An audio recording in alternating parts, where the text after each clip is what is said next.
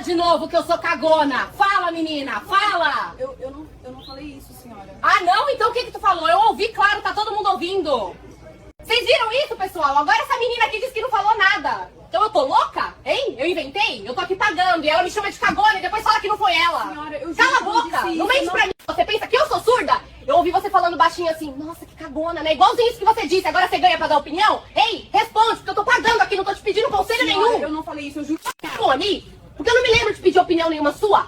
Você se acha no direito de fazer comentário dos produtos que as pessoas compram? Você não tem educação? Se coloca no seu lugar? Moça, por não vem favor. com por favor, não. Olha aqui, você tá... Quem vai resolver isso? Eu tô humilhada, todo mundo vendo, alguém vai tomar atitude. Quem que manda nessa pocilga aqui? Isso aqui tem dono. Como que pode ter uma menina dessa no caixa?